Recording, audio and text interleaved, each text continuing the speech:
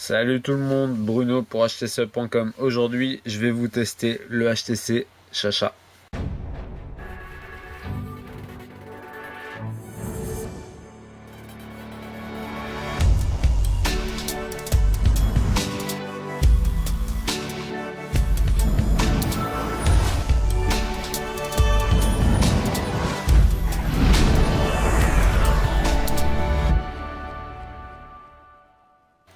Alors, le HTC Chacha, qu'est-ce que c'est? C'est un smartphone orienté Facebook qui a été donc présenté au MWC au même titre que les smartphones de la gamme S, à savoir le Desire S, le Wildfire S et le Incredible S, et au même titre aussi que son grand frère, on va dire parce qu'il est un peu plus grand, le HTC Sasa.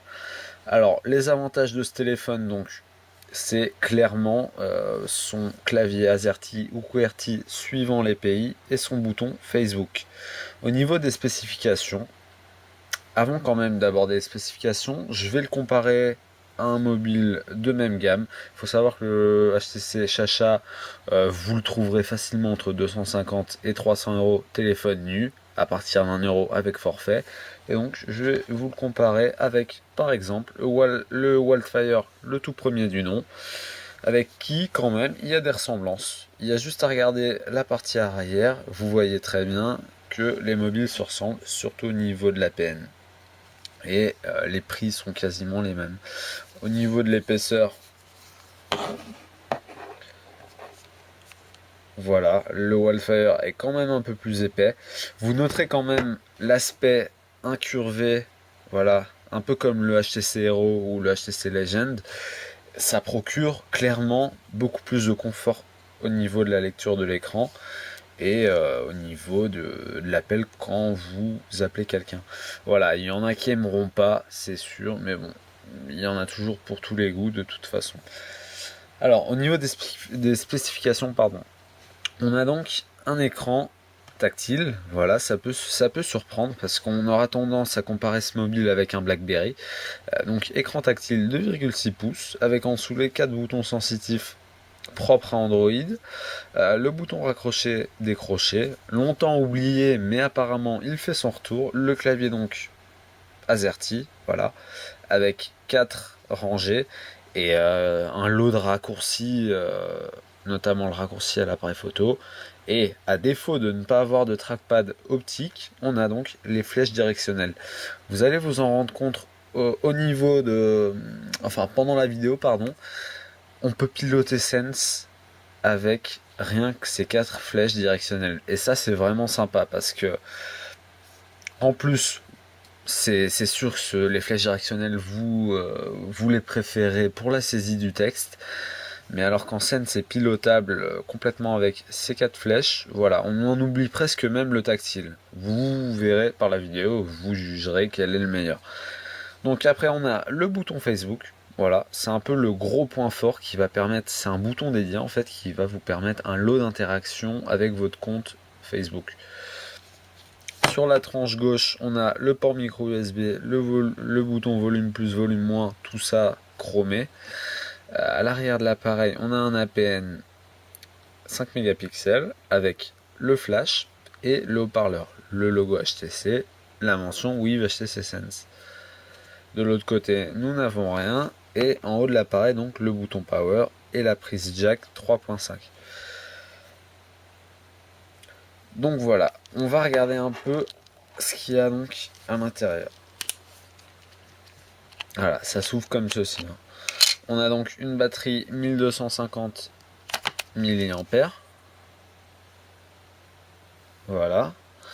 On a l'emplacement pour la micro SD, l'emplacement pour la carte SIM. Et voilà, ça c'est vraiment c'est assez bien fait. Voilà, très facile à remettre en place. Un peu compliqué à ouvrir au début parce que voilà, le téléphone est neuf.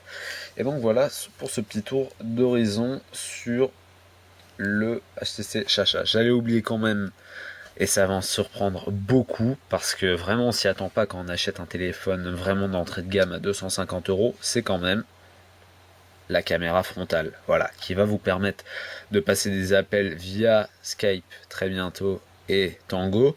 J'ai pu essayer et franchement c'est vraiment sympa. Au niveau du contenu de la boîte, on retrouvera les écouteurs blancs, voilà. Et on retrouvera aussi, ils n'ont rien oublié, un chargeur blanc. Voilà, c'est très sympa. Très sympa, et en comparaison avec un HTC, vous me direz lequel vous préférez. Voilà, ça change un peu, il faut le dire. Donc voilà pour ce petit tour d'horizon. Et on va commencer donc par découvrir Sense 2.1, une version de Sense 2.1 Messenger qui a été complètement revue pour le HTC Chacha. Et ensuite on va se concentrer sur l'interaction Facebook. Donc on va découvrir tout de suite le HTC Chacha. Et beaucoup vont se poser la question, est-ce que ce Chacha, étant donné son prix, possède toutes les fonctionnalités d'un HTC quelconque? La réponse est oui, à commencer par le fast boot. Donc c'est parti, je l'allume. Voilà. Voilà. Mon code PIN. Alors, je pourrais très bien appuyer sur OK ici, mais je vais préférer appuyer avec entrée. Voilà. Et donc, en 5 secondes, mon téléphone a démarré et je suis donc sur mon interface. Alors, sans perdre de temps, on va commencer donc. Comme je vous ai dit, l'écran était tactile. Voilà. Et ça se passe comme ça. On n'a plus une page centrale avec la possibilité de défiler vers la gauche ou vers la droite. Là, ça va être de la gauche vers la droite uniquement. Voilà. Comme vous le voyez dans la vidéo, c'est très très fluide. Le pinch to zoom, toujours là. Je vais pouvoir avoir la possibilité donc d'ajouter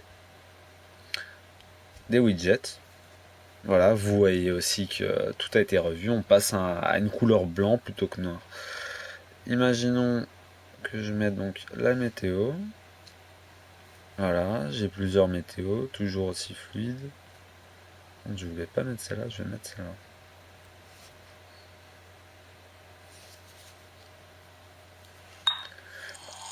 Alors, toujours du son avec la météo. Hein.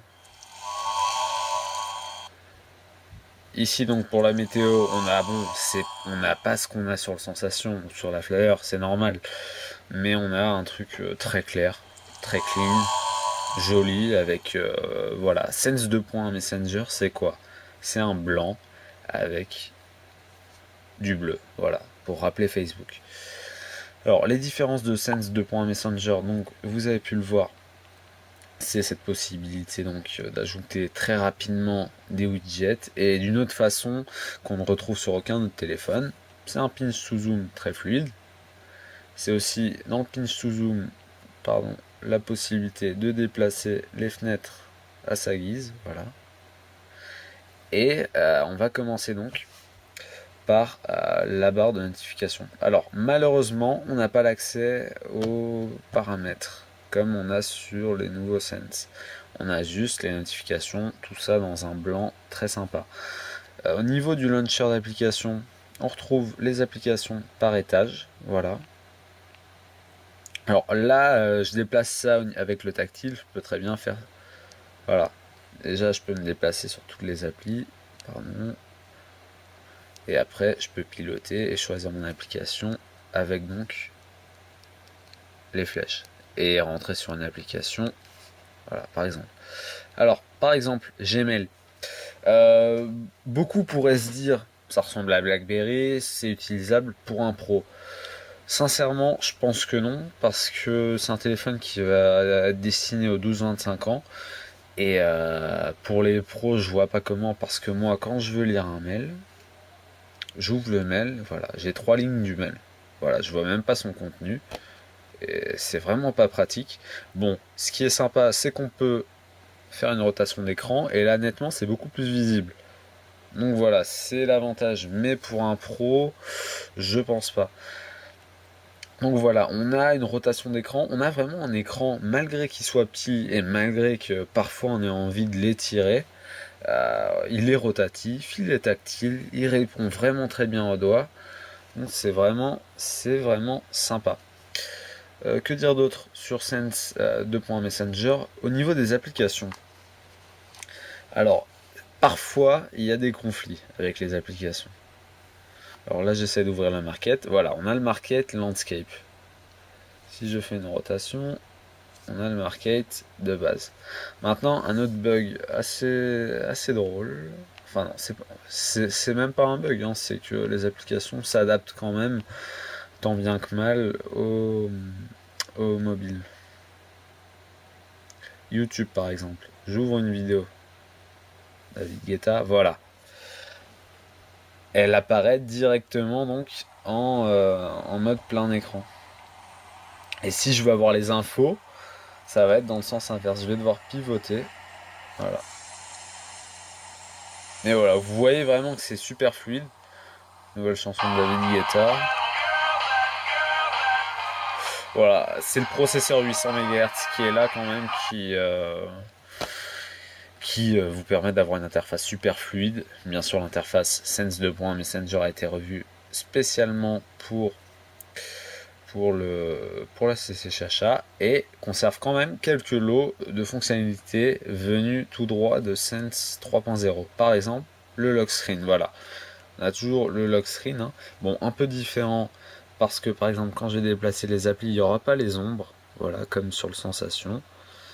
Mais voilà, les raccourcis restent toujours éditables, hein. Il suffit d'aller dans le menu personnalisation et personnaliser l'affichage. On a la possibilité de choisir un thème, les skins, les fonds d'écran. Écran, on peut mettre aussi un fond d'écran actif, hein, il n'y a aucun souci. Je mets celui-là par exemple. Voilà, ça reste très très fluide, hein.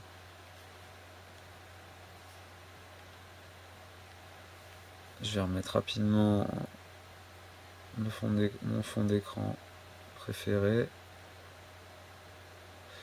Et je vais vous montrer donc la personnalisation d'écran verrouillé. Voilà, on a toujours cette possibilité. Voilà, je veux pas ma boîte mail, je clique dessus et je mets Gmail, tout simplement. Voilà, c'est fluide, c'est rapide. Et voilà, je retrouve l'application ici, je la démarre, c'est sympa. Alors, au niveau des messages, voilà, ils ont repris un peu aussi la même boîte de messagerie que Sense 3.0. Et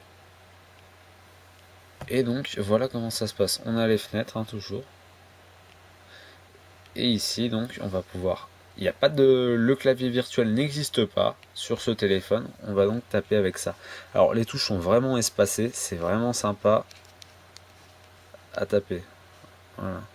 Et après, pour envoyer, bien sûr, on envoie comme ça. C'est super, super sympa. Au niveau de l'appareil photo numérique, donc, on retrouve un APN frontal VGA pour les appels vidéo avec Tango notamment. Une caméra arrière 5 mégapixels avec flash. Et donc, je vais vous montrer rapidement l'appareil photo. Voilà. Toujours cette possibilité donc de passer en mode caméra frontale. Le flash, hein, bien sûr. Je vais passer en mode vidéo, comme ça je peux vous montrer le flash. Voilà. Ça suffit quoi, on va dire. Au niveau des paramètres donc de photo, voilà, pour la vidéo par exemple. Bon, on n'a pas de 720p, malheureusement. On a la possibilité de filmer des vidéos jusqu'à une résolution de 720 pixels par 480. Au niveau de la photo, on a une résolution maximale de 5 mégapixels. Autre chose, dans les photos, on a la possibilité donc d'activer un transfert automatique. Je vais vous montrer. Alors là, ça met un peu de temps parce que c'est la première fois que je le fais. Voilà.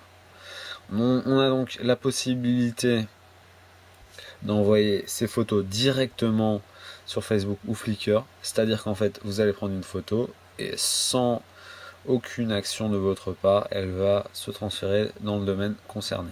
Voilà, c'est le petit plus de cette caméra.